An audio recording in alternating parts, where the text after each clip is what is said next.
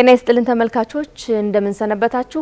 አባይት ሳምንታዊ የሀገር ውስጥና ዓለም አቀፍ የቢዝነስ ጉዳዮችን የምናቀርብበት የኤንቢሲ ቢዝነስ ሰዓታችን ላይ ተገናኝተናል። መረጃዎቹን አዘጋጅቼ የማቀርብላችሁ ሰላም ይልማ ነኝ። እስከ ፕሮግራሙ ፍጻሜ አብራችሁ እንድትቆዩ ጋበዝኩ።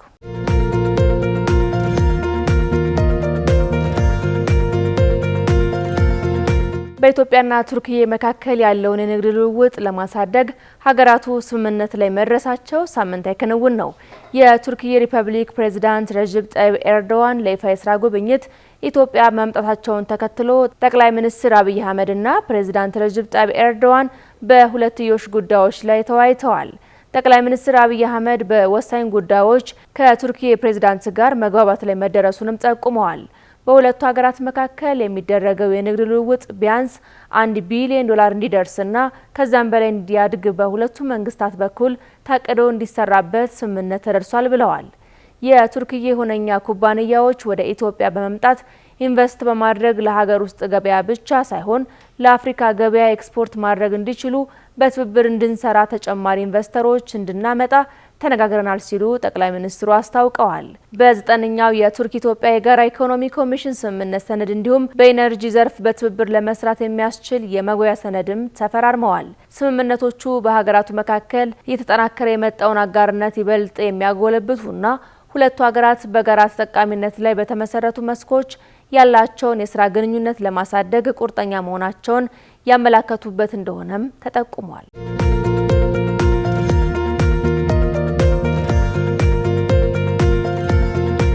ጠቅላይ ሚኒስትር አብይ አህመድ የአርጆ የድንጋይ ከሰል ፋብሪካን መርቀው ከፍተዋል። ፋብሪካው ከውጭ ሲገባ የነበረውን የተፈጨ ድንጋይ ፍላጎት በሀገር ውስጥ በማሟላት በኢትዮጵያ ዘርፉ የኢንዱስትሪ ልማት ከፍተኛ ሚና እንደሚጫወትም ገልጸዋል። ጠቅላይ ሚኒስትሩ ፋብሪካው ለሲሚንቶ፣ ለብረትና ለኮንስትራክሽን ኢንዱስትሪዎች አስፈላጊ ጥሬ ግብዓቶችን እንደሚያቀርብም ጠቁመዋል። በተጨማሪም ፕሮጀክቱ ኢትዮጵያ የአካባቢ ጥበቃን በማረጋገጥ የኢንዱስትሪ ልማት እንደምታሳድግ ማሳያ ነው ያሉት። በተያያዘም ግንባታው እየተፋጠነ የሚገኘው የአርጆ ዲዴሳ የመስኖ ልማት ፕሮጀክት ሊጠናቀቅ መቃረቡን ጠቅላይ ሚኒስትር አብይ አህመድ ጠቁመዋል። የመስኖ ልማት ፕሮጀክቱ መጎብኘታቸውን የገለጹት ጠቅላይ ሚኒስትሩ የደረሰበት ደረጃም አስደናቂ ነው ብለዋል። ለአገልግሎት በሚበቃበት ጊዜም የተለያዩ የአዝርዕት ልማትን በመደገፍ እንደ ሀገር የተጀመረውን የምግብ ሉዓላዊነት ጥረቶችና በሺዎች የሚቆጠሩ አርሶ አደሮችን በመጥቀም ግብርናው እንዲሻገር ያደርጋልም ነው ያሉት። በወለጋ አካባቢ የተጀመሩ የልማት ስራዎች ተጠናቀው የሕዝቡን ሕይወት እንዲለውጡ ዘላቂ ሰላም ማረጋገጥ እንደሚገባም ጠቅላይ ሚኒስትር አብይ አህመድ በምዕራብ ወለጋ ዞን የሚገኘውን የቄጦ የመስኖ መሰረተ ልማት ፕሮጀክት መርቀው ባስጀመሩበት ወቅት ተናግረዋል። የቄጦ ግድብ ከ5000 ሄክታር በላይ መሬት የሚያለማ መሆኑን ጠቅሰው ከ10,000 በላይ ቤተሰቦችን ተጠቃሚ ማድረጉንም እንደ ትልቅ ጅማሮ አንስተዋል።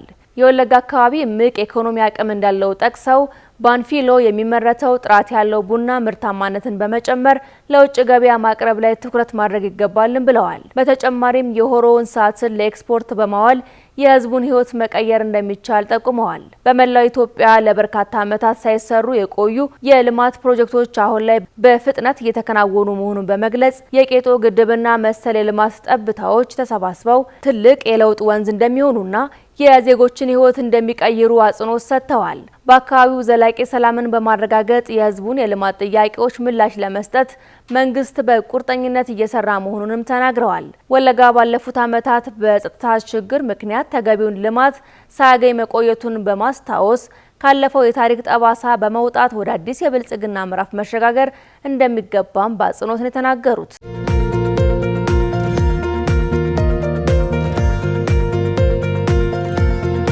በከፍተኛ የውጭ ምንዛሪ ወደ ሀገር ውስጥ ይገባ የነበረው ለሲሚንቶ፣ ብረት፣ ሴራሚክና ሌሎች ፋብሪካዎች ፍጆታ የሚውለው የድንጋይ ከሰል ሙሉ በሙሉ በሀገር ውስጥ ምርት መተካቱ ተገለጸ። በአርጆ የድንጋይ ከሰል ፋብሪካ ምረቃ ስነ ስርዓት ላይ ንግግር ያደረጉት የማዕድን ሚኒስትር ሀብታሙ ተገኝ ፋብሪካው በሰዓት እስከ 200 ቶን የሚያመርትና በዓለም አቀፍ የጥራት ደረጃ የተሟላ መሆኑንም አስታውቀዋል። ኢትዮጵያ እንደ ሌሎች ማዕድናት ሁሉ ሊለማ የሚችል የድንጋይ ከሰል ካላቸው ሀገራት ተርታ እንደምትመደብ በመጠቆም ሀብቱ ቢኖራትም እስካለፉት 2 ዓመታት ድረስ እስከ 300 ሚሊዮን የአሜሪካ ዶላር በማውጣት የታጠበ የድንጋይ ከሰል ከውጭ ታስገባ እንደነበር አስታውሰዋል። ከፍተኛ የውጭ ምንዛሪ ወደ ሀገር ውስጥ የሚገባ ለሲሚንቶ፣ ብረት፣ ሴራሚክና ሌሎች ፋብሪካዎች ፍጆታ የሚውለው የድንጋይ ከሰል መንግስት በሰጠው ትኩረት ሀብቱ በሚገኝባቸው አካባቢዎች የሀገር በቀል ኩባንያዎች የከሰል ማቀነባበሪያ ፋብሪካ እንዲገነቡ በማድረግ በሀገር ውስጥ ምርቱ ሙሉ በሙሉ መተካቱን ገልጸዋል። የድንጋይ ከሰል ምርት በአግባቡ በመቅረቡ የሲሚንቶ ፋብሪካዎች የምርት መጓደል እንዳይኖር፣ የሲሚንቶ ገበያ የተረጋጋና የኮንስትራክሽን ኢንዱስትሪውም በአስተማማኝ ሁኔታ እንዲቀርብ ምቹ ሁኔታ ፈጥሯል ብለዋል። እንደ ድንጋይ ከሰል ሁሉ የሀገሪቱ የሴራሚክ ፍላጎት በኢትዮጵያ ሙሉ በሙሉ ለመተካት ግዙፍ ኩባንያዎች እየተገነቡ መሆኑን ጠቁመዋል። እስከ 3 ወራትም ተጠናቀው ማምረት እንደሚጀምሩ ነው የገለጹት። ይህም ለቤት ግንባታ ዘርፍ አስቻይ ዋጋና ዘላቂነት ያለው አቅርቦትን በመፍጠር በቀጣይ ለምናስበው የመኖሪያ ቤት ግንባታና በአጠቃላይ ለህንፃ ግንባታ ዘርፍ ከፍተኛ አስተዋጽኦ ይኖራልም ነው ያሉት።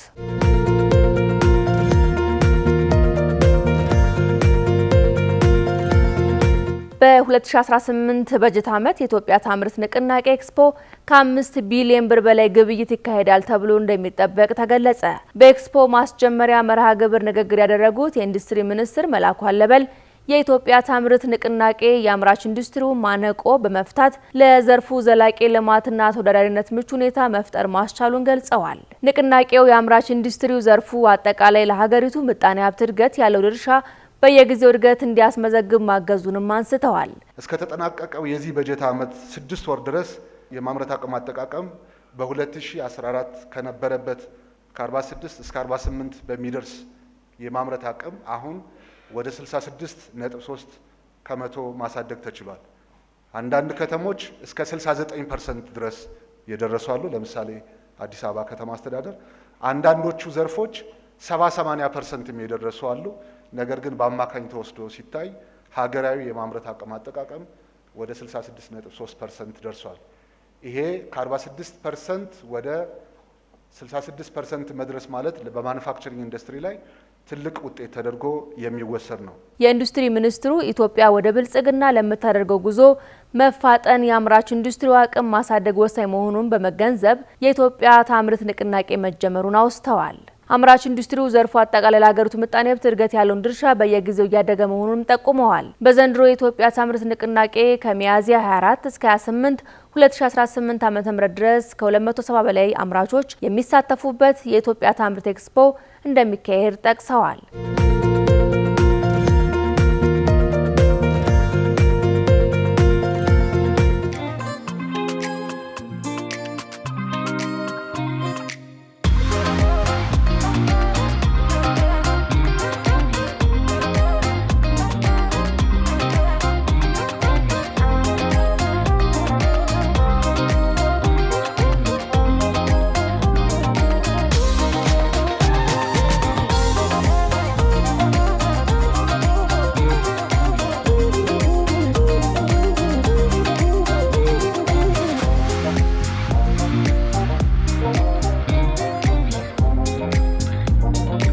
በልህቀት ለማንደራደር ጥራትና ቅልጥፍናን ሁልጊዜ ለምንፈልግ በያለንበት መጠቀም ከምንችላቸው ከረቀቁ የዲጂታል ባንኪንግ አገልግሎቶች ጀምሮ በእርካታ እስከሚያስፈነጥዙ ቀላልና ቀልጣፋ አገልግሎቶች ልህቀትን በልዩነት የምናጣጥምበት ባንክ ዘመን ባንክ፣ የሚያንቀሳቅሰው ባንክ።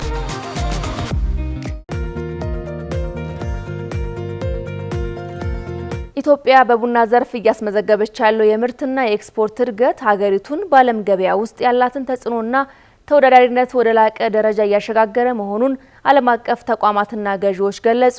የዓለም አቀፍ የቡና ድርጅት ዋና ዳይሬክተር ቫኑሲያ ኖጌራ ኢትዮጵያ እጅግ ድንቅና ጣፋጭ የሆኑ የቡና ዝርያዎች መገኛ ናት ብለዋል። ኢትዮጵያ አሁን ላይ ዘርፉን በሙያ ብቃት ለመምራት የምታደርገው ጥረት ከፍተኛ ውጤት እያመጣ መሆኑን ገልጸዋል። በገጠር የሚከናወኑ የምርት ሂደት ከዲጂታል ግብይት ስርዓቱ ጋር መቀናጀቱ ለስኬት ቁልፍ ምክንያት መሆኑንም የተናገሩት ዳይሬክተሯ ከኢዚያ ጋር በነበራቸው ቆይታ ወጣቶች በባህላዊ እርሻ ላይ ብቻ ሳይሆን በዘመናዊ የቡና ዝግጅትና የኤክስፖርት ስራ ላይ በስፋት መሰማራታቸውን አድንቀዋል። በአጠቃላይ የዘርፉ አመራር ከጥራትና አስተሳሰብ ለውጥ ጋር ተዳምሮ ለኢኮኖሚ ስኬት መንገድ መክፈቱን ተናግረዋል። በቡና ኤክስፖርትና ኢምፖርት ንግድ ላይ የተሳተፉ የቻይና ተቋማት የኢትዮጵያ ቡና በቻይና ደንበኞች ዘንድ ያለው ተወዳጅነት ከጊዜ ወደ ጊዜ እየጨመረ መምጣቱን ገልጸዋል።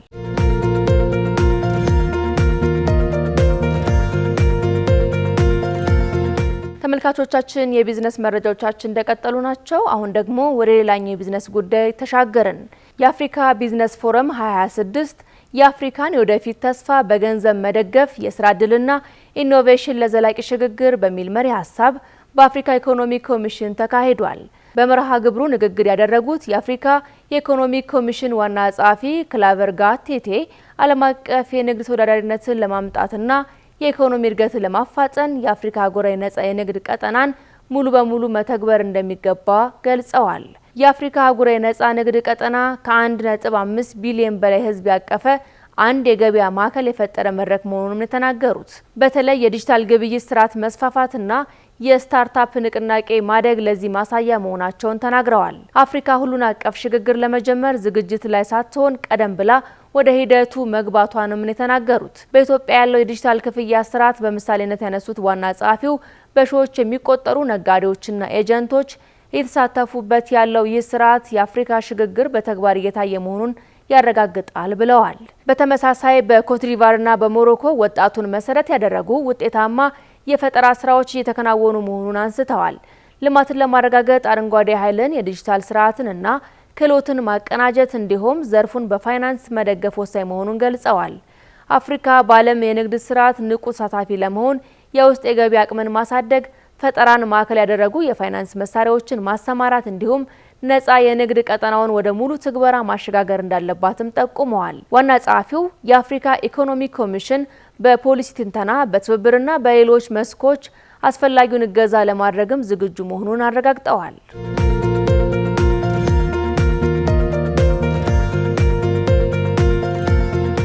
የኢትዮጵያና የእንግሊዝ የንግድ ትስስርን ለማጠናከር ያለመ ውይይት ተካሂዷል። የንግድና ቀጠናዊ ትስስር ሚኒስትር ዴኤታ እንዳለው መኮንን በአፍሪካ ቀንድ የእንግሊዝ የንግድ መልእክተኛ ባሮንስ ጄን ራሞሴንና ልኡካቸው ጋር በሁለትዮሽ የንግድ ግንኙነትና በኢትዮጵያ የዓለም ንግድ ድርጅት አባልነት ሂደት ዙሪያ በሳምንቱ ተወያይተዋል።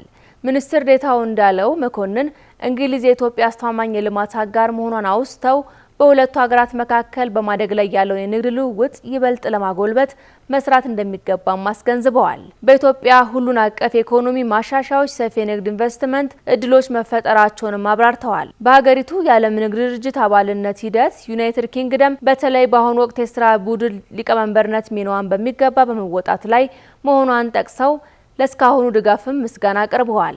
የሁለትዮሽ የገበያ እድል ድርድርን በፍጥነት ተቋጭቶ በቅርቡ እንዲፈረም ለማስቻል ተስማምተዋል። የዓለም ንግድ ድርጅት አባልነትን ለማሳካት በሕግ የሚመራ ተገማችና የተረጋጋ የባለብዙ ወገን የንግድ ማዕቀፍን በመቀላቀል የኢትዮጵያን እምቅ አቅም የመግለጽ ትልማችን ለማሳካት ከጫፍ በደረስንበት በዚህ ወቅት ዩናይትድ ኪንግደም በቀሪ ተግባራት አጋርነቷና ድጋፏን አጠናክራ እንድትቀጥል ጥሪ አቅርበዋል። የእንግሊዝ የንግድ መልእክተኛ ባሮንስ ጄን ራምሴ ኢትዮጵያ የያዘችው የለውጥ ጉዞ የሚደነቅ መሆኑን ገልጸዋል። ሀገራቸው ከኢትዮጵያ ጋር የሁለትዮሽ የንግድ ትስስርን ከማሳለጥ ባለፈ በዓለም ንግድ ድርጅት አባልነት ሂደትና ዘላቂ ትብብር ላይ የተመሰረተ ግንኙነት ለማጽናት ድጋፏን አጠናክራ እንደምትቀጥል አስታውቀዋል።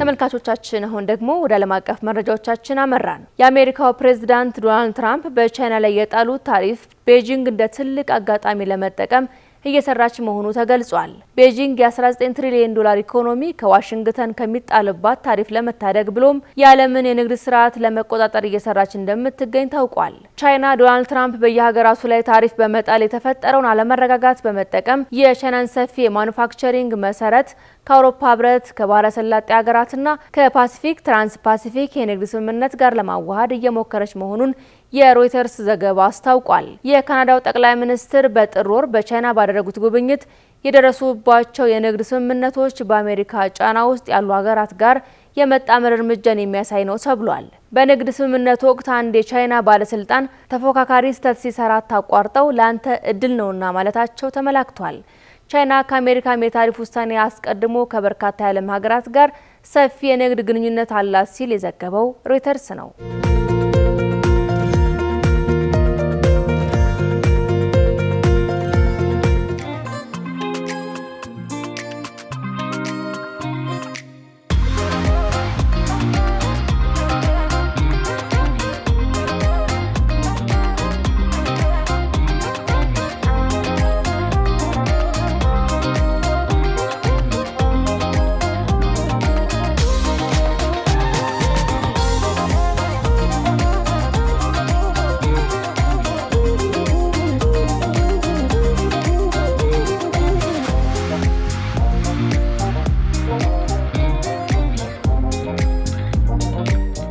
በልህቀት ለማንደራደር ጥራትና ቅልጥፍናን ሁልጊዜ ለምንፈልግ በያለንበት መጠቀም ከምንችላቸው ከረቀቁ የዲጂታል ባንኪንግ አገልግሎቶች ጀምሮ በእርካታ እስከሚያስፈነጥዙ ቀላልና ቀልጣፋ አገልግሎቶች ልህቀትን በልዩነት የምናጣጥምበት ባንክ ዘመን ባንክ፣ የሚያንቀሳቅሰው ባንክ።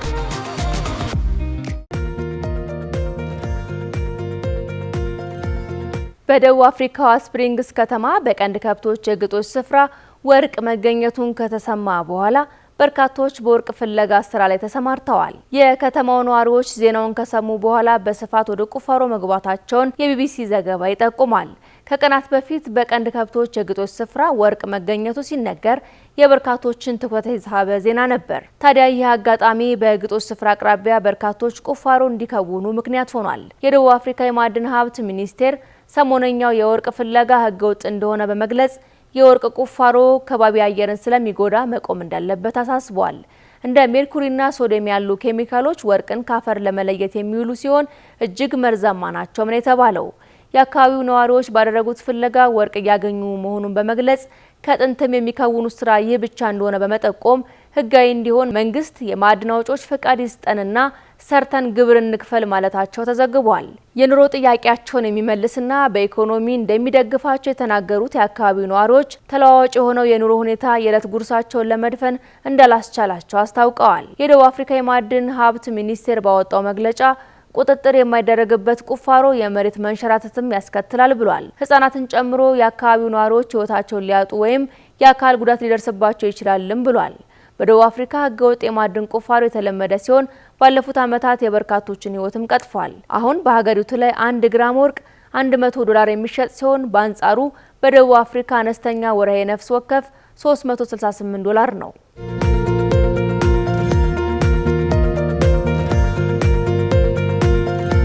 ተመልካቾቻችን ለዛሬ ያዝነው የኢቢሲ የቢዝነስ መረጃ ይህንን ይመስል ነበር። መረጃዎቹን በማጋራት ሰላም ይልማ ቆይታ አደረኩ። ሳምንት እስከምንገናኝ መልካም ጊዜ